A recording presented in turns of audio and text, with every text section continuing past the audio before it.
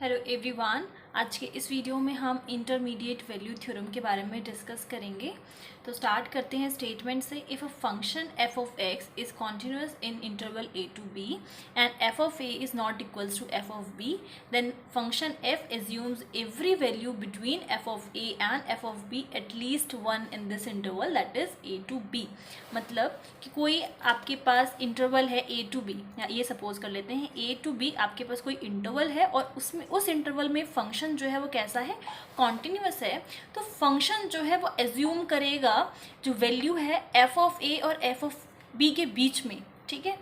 और आपको उसके लिए c ऐसी वैल्यू मिलेगी जो a और b के बीच में होगी, सच दैट कि जो f ऑफ c है वो वैल्यू देगा k पे। जैसे कि मान लीजिए ये इंटरवल था आपका a to b, तो कोई पॉइंट c आपके पास ऐसा है जिसपे आपको फंक्शन की वैल्यू क्या मिल रही है, k, ठीक है। तो जो k होगा वो फंक्शन की वैल्यूज़ के बीच में होगा और जो आपका c पॉइंट होगा वो इंटरवल्स के बीच में होगा।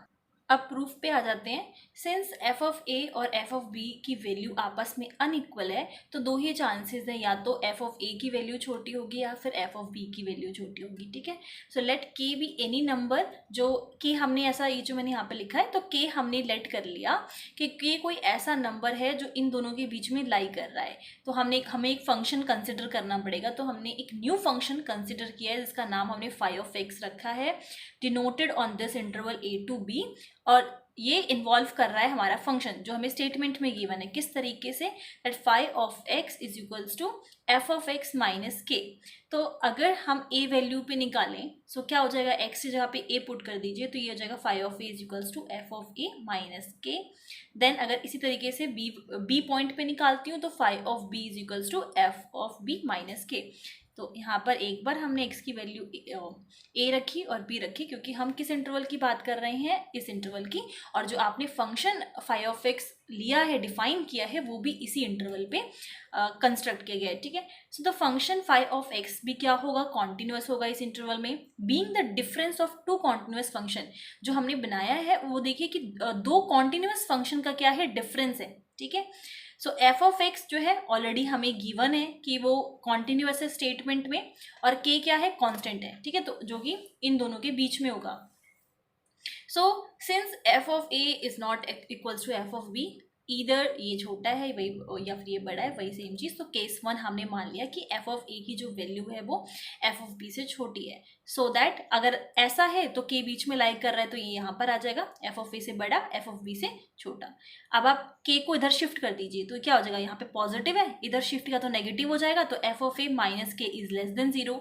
इसी तरीके से जब इधर शिफ्ट करोगे, सो f ऑफ b माइनस के ग्रेटर देन 0, ये आ जाएगा इधर, यहाँ पे आ जाएगा 0, ठीक है। नाउ इक्वेशन नंबर 2 यहाँ पर आ जाइए, देखिए that phi of a is equals to f of a minus का k। तो क्या करते हैं, इस वैल्यू को इसकी जगह पे क्या रख सकते हैं, फाई ऑफ a, तो फाई ऑफ a रख दिया, that is equals to this and less than 0। इसी तरीके से इक्वेशन नंबर 3 कहती है कि f of b minus k is equals to phi of b। तो यहाँ पर इसकी वैल्यू को हमने चेंज कर दिया, f of b minus k की जगह पे रख दिया phi of b and this value is greater than 0। अब आगे देखते हैं। सो इक्वेशन नंबर 2 एंड 3 की हेल्प से, so phi of a and phi of b will be less than 0।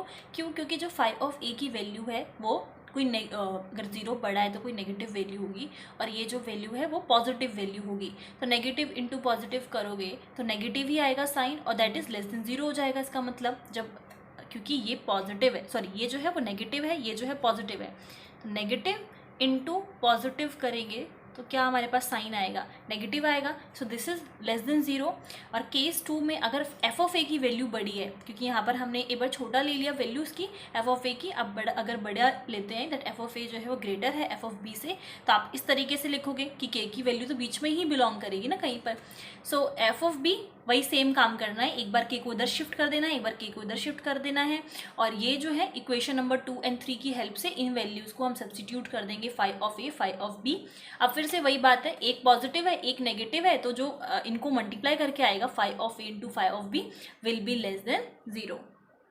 तो आपने देखा कि हमने फाइव ऑफ एक्स जो है वो कॉन्टिन्यूस है इस इंटरवल में। क्यों? क्योंकि हमने जब कंस्ट्रक्ट किया था तो वो दो कॉन्टिन्यूस फंक्शन का डिफरेंस था, तो दोनों ही फंक्शन कैसे थे, like five of x was F of x minus के, दोनों ही कैसे थे, कॉन्टिन्यूस थे, ये भी और ये भी। तो फाइव ऑफ एक्स कैसा हो गया, कॉन्टिन्यूस हो गया। एंड अभी हमने देखा कि जब हम इन दोनों का प्रोडक्ट कर रहे हैं, phi of a phi of b, मतलब जो इंटरवल के पॉइंट्स थे उनकी जो वैल्यूज हैं उन पे जब हम प्रोडक्ट कर रहे हैं तो that is less than zero. तो क्या करेगा, एक सी वैल्यू ऐसी एग्जिस्ट कर रही है उसी इंटरवल से सच दैट कि फाइव ऑफ सी जो है वो हमें क्या आंसर देगा, उस पर मतलब जीरो होगा वैल्यू। ठीक है, सो इक्वेशन नंबर 1 और 4 मतलब जो हमने कंस्ट्रक्ट किया था यहाँ फाइव फंक्शन वाला, फाइव फंक्शन, अब वहां पर एक्स की वैल्यू जो है वो सी पुट कर दीजिए, तो ये क्या आ जाएगा, एफ ऑफ सी माइनस के इज इक्वल्स टू जीरो। ठीक है, और ये क्या हो जाएगा, इधर शिफ्ट कर दो इसको, जीरो हम इसलिए लिख रहे हैं क्योंकि ये जो फाइव ऑफ सी है वो जीरो के इक्वल आ रहा है, तो बाय डेफिनेशन हमने ये लिख दिया। अब के को इधर शिफ्ट करेंगे तो क्या आ गया, f of c is equals to k. और यही चीज हमें प्रूव करनी थी कि जो के की वैल्यू ले रहे हैं वो तो हमारी फंक्शन के बीच में से कहीं वैल्यू आ रही है, और जो हमें सी मिलेगा वो इस इंटरवल से मिलेगा, सच दैट कि जब हम ये वैल्यू पुट करें एफ ऑफ सी तो किसके इक्वल आए, के इक्वल आए। तो यही आ गया। So this implies that F of X assumes K, since K is any value between F of A and F of B, it follows that F of X assumes all values between F of A and F of B at least once. So यही इसका proof था। I hope इस statement में आपको कोई problem ना हो कि एक सी ऐसा एग्जिस्ट करेगा इंटरवल से सच दैट वो वैल्यू जीरो दे। अब देखिए कि ये जो हमने प्रोडक्ट बोला है कि that is less than zero, that means कि बीच में आपको एक पॉइंट तो ऐसा मिलेगा ना जो वो जो कट कर रहा हो, जिसपे आपको वैल्यू जीरो मिल रही हो। ठीक है, एक सेकेंड, जैसे कि ये हमने ग्राफ देखा था स्टार्ट करने से पहले, और ग्राफ ऐसा ही बनेगा, लाइक कट करेगा ही। क्यों कट करेगा, क्योंकि फाइव ऑफ ए और फाइव ऑफ बी की जो हम वैल्यू कह रहे हैं that is less than zero, ये जो कंडीशन है वो तभी तो होगी जब वो कट कर रहा है, मतलब एक इंटरवल पर, सॉरी एक पॉइंट पे जो फंक्शन की वैल्यू है वो पॉजिटिव मिल रही है, एक पॉइंट पे नेगेटिव मिल रही है, तो कर्व तो ऊपर से नीचे जाएगा ही या नीचे से ऊपर जा रहा है, तो किसी एक्सिस पे तो वो किसी पॉइंट पे तो कट करेगा ही। इसीलिए उस पर्टिकुलर वैल्यू को हमने सी मान लिया और ये कह रहे हैं कि फंक्शन में जब हम पुट करेंगे तो वो जीरो आंसर देगा।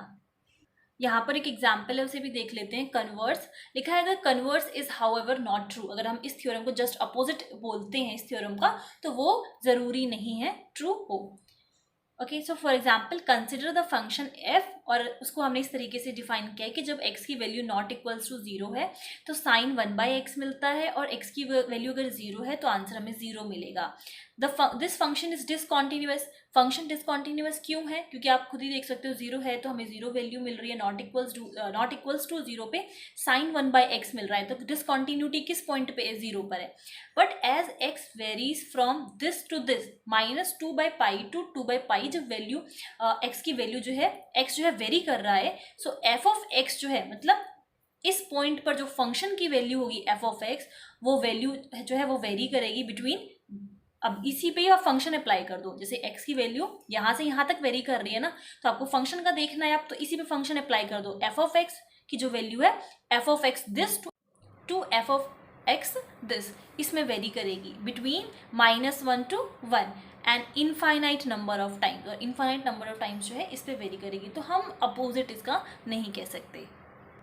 सो आई होप ये थ्योरम आप लोगों को क्लियर है, बट इन केस आपको कोई भी डाउट हो तो आप लोग मुझसे पूछ सकते हैं। Thank you very much for listening, bye bye.